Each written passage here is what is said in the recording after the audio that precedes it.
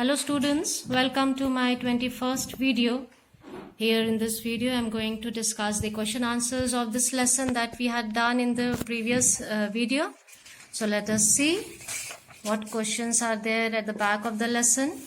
Now, before starting the discussion, I want to again give you the details that you're going to write down in your copy, the things and the order in which you will be writing down in your copy. The first thing, of course, the name of the lesson. Then you'll make any scenic drawing related to the lesson, any description that is given here. Maybe the description during the rain or the description at the sky at the night. Any part that you liked here, you will make a drawing of that particular scene. So after that, you will be writing a short summary of the lesson, very short summary, and after summary you will write down these word meanings given here in these two parts of one box. You will write down into 3 columns just as we used to do, and then continue with the question answers. So what we see here in the questions given at the back, there are 3 different kinds. First is A, in which we find match the following. B is an extract question given, and C, we have different things given. We will see that. So before that, we will be seeing question A, which is asking us to match the cause and effect relationship between the 2 things given in the 2 groups. So you will be doing this as I find them very much simple, easier, just as it was learning ABCD in nursery school. I find it that much easier. So I expect you all to complete it yourself, this exercise A, and then I will be discussing with you B and C. So let us see. Under B, this extract is given. Amazingly, there was to be found neither a puddle nor a muddy patch. This is a line given from the lesson. So in that we see first question. Why did the author expect to find puddles or muddy patches?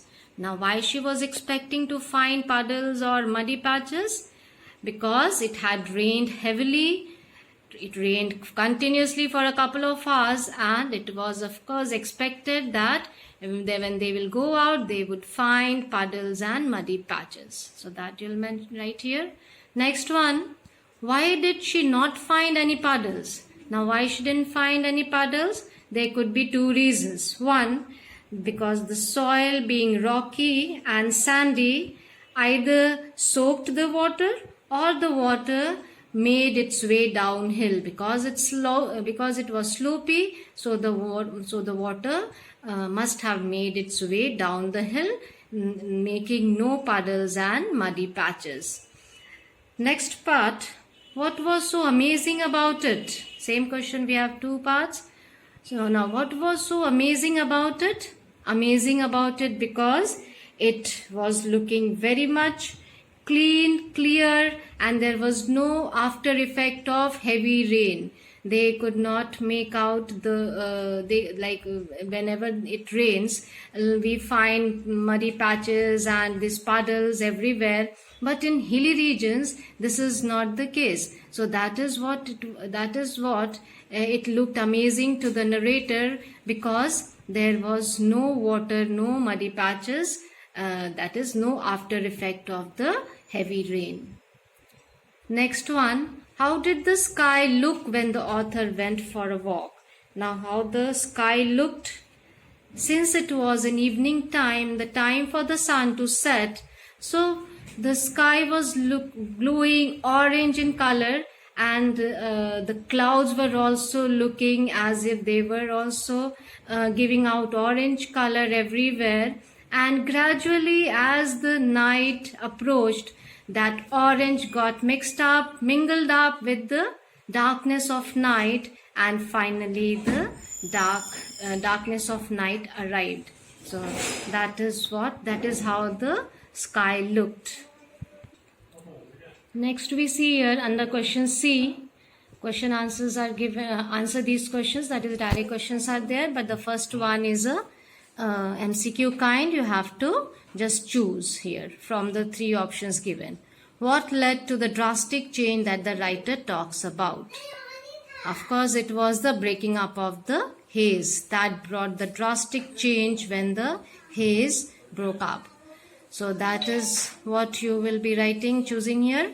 Second one we see here, which sight left the writer transfixed in awe? Transfixed in awe means she was spellbound in surprise, in amazement.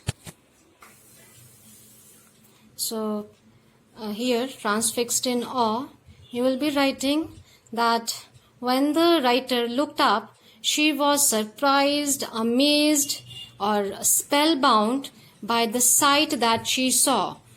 She saw the sky studded with stars, and it was looking so close that if she extends her hand, she would be able to get hold of stars. It was looking so much close to her.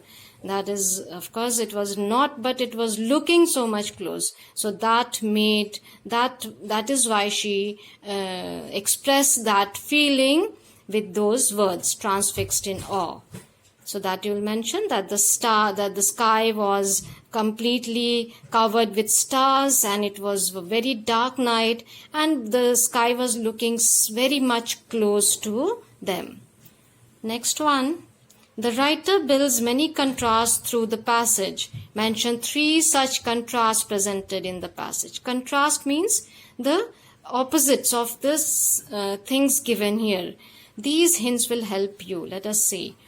First one, what happened during the rain? What happened once it stopped? So there was just contrast to the situation when it was raining, and just when it stopped raining, something opposite happened. So we have to mention, the hint is given that what happened during the rain and what happened once it stopped.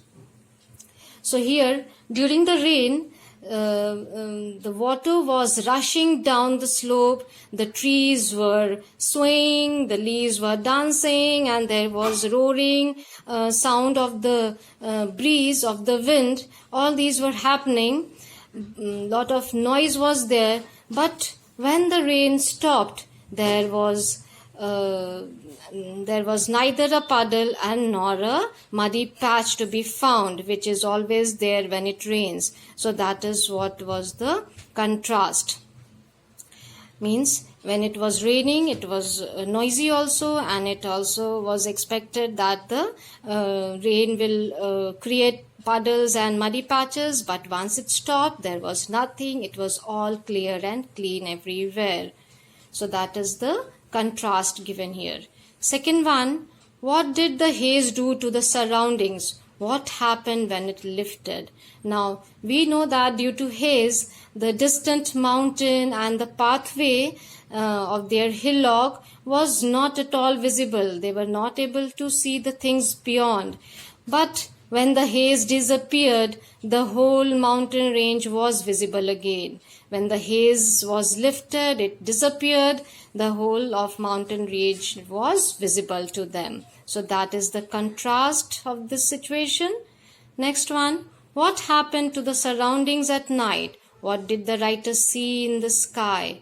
What happened to the surroundings at night? So, in contrast to the day, the night was completely different. If we see the contrast of day and night there, so we find that in the daytime it was full of sound of rain, raindrops and wind roaring. All that sound was there. But when the night approached, that time there was darkness and there was quiet. Everything was quiet and calmness spread everywhere. So it was completely contrast to the day that the narrator experienced. What did the writer see in the sky? At night, the writer see stars, and that they were looking very much closer to her. So there is a contrast here. If we contrast that night with the day, so that you will mention here in these question answers, in these questions. Now next, let us see there is some question 4 also we have here, which is based on the poetic devices that we learned in one of the video. One of the poetic devices that I discussed with you is personification. Now we know personification means that the inanimated or any non-living thing is given the quality of a living thing. So let us see what things are personified here.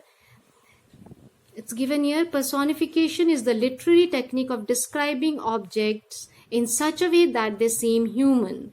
Tick the line that uses this technique. So we have to mention these 5 lines are given. Which of these are the example of personification? Leaves dancing in mirth. So we know leaves dancing is of course the trait of the human beings. So leaves dancing is a personification. The leaves are personified here. A million brightly lit stars. Do you see there is any personification?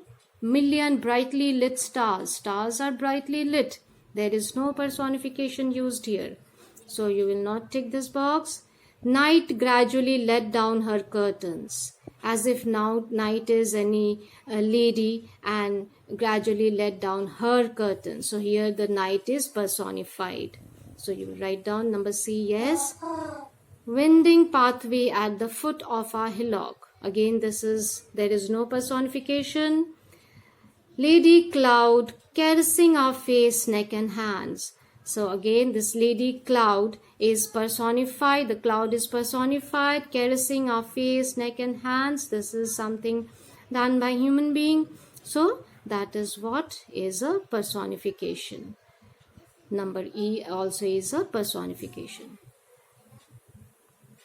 Now question 5 we find, for what does the writer express gratitude at the end of the passage?